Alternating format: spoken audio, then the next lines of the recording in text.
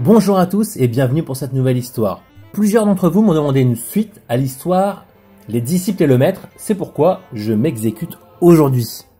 Et je vous remercie vraiment pour tous vos commentaires, vos likes et vos partages, c'est vraiment super. D'ailleurs, si vous voulez à nouveau une suite à la fin de cette histoire, n'hésitez pas à me le mettre en commentaire. Et c'est valable pour toutes les autres histoires, parce que nous sommes déjà aujourd'hui à l'épisode 20. Et je pense que sans votre soutien, je n'en serais pas là. Allez, je vous propose d'attaquer donc cette nouvelle histoire que j'ai intitulée Frapper juste. C'est un conte martial, donc la suite des disciples et du maître. Il y a fort longtemps, dans un pays aujourd'hui oublié, deux disciples tentaient de surpasser leur maître au combat à main nue. L'un d'eux voulait sans cesse apprendre de nouvelles techniques afin d'augmenter ses possibilités d'attaque. Pourtant, le vieux maître s'obstinait à toujours faire travailler les 5 mêmes techniques à ses disciples. Le disciple, frustré, finit par demander « Maître, pourquoi travaillons-nous toujours les mêmes techniques? Il en existe des dizaines d'autres, et bien plus efficaces et spectaculaires. Jamais nous n'aurons le niveau d'autres écoles si nous ne diversifions pas notre art. » Le maître le regarda en souriant et répondit simplement. Connaître une multitude de techniques et les maîtriser sont deux choses différentes. Se contentant de cette réponse, il remit ses disciples au travail.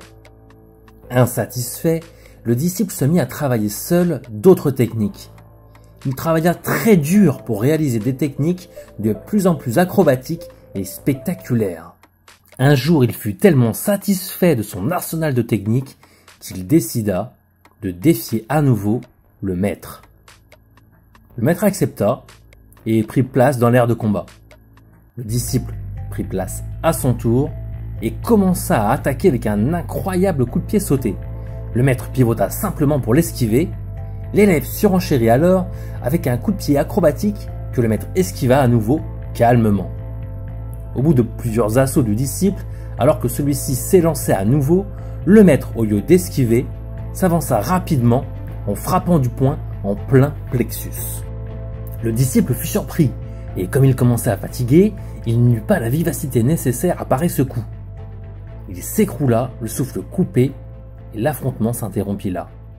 « Ton travail est excellent, déclara alors le maître, mais tu as travaillé trop de techniques, parfois complexes, sans les perfectionner. Il m'est donc facile de les esquiver, tant elles sont grossières. Choisis-en une, pas trop énergivore, et perfectionne-la avant d'en travailler une autre. Rien ne sert de frapper dans tous les sens, mis à part à s'épuiser. Il faut frapper juste. La technique la plus simple est parfois la plus efficace si elle est utilisée de la bonne manière et au bon moment. » Le disciple, récupérant lentement, acquiesça, remercia le maître pour ses conseils et enseignements et prit congé. Lorsqu'il fut éloigné, le maître demanda « As-tu compris la leçon ?» Un jeune disciple sortit alors de derrière un buisson. « Vous saviez que j'étais là, maître ?» demanda-t-il, surpris. « Oui, évidemment.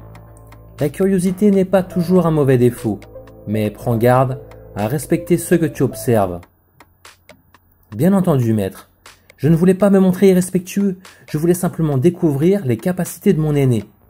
Vous avez encore été très fort, car d'autres n'auraient pas esquivé tous les coups comme vous l'avez fait, dit gaiement le jeune garçon en rejoignant le maître qui s'éloignait déjà. C'est vrai, avec encore un peu de persévérance et de patience, il se pourrait bien que l'élève surpasse bientôt le maître. J'espère que cette histoire vous a plu. Si c'est le cas, n'hésitez pas à la partager et à me demander une suite dans les commentaires. Je m'attellerai à cette tâche avec un très grand plaisir. En description, vous découvrirez également tous mes livres, le blog où j'ai déjà écrit des centaines d'histoires et 3 e-books gratuits. En attendant une prochaine histoire, il ne me reste plus qu'à vous dire portez-vous bien et kenavo!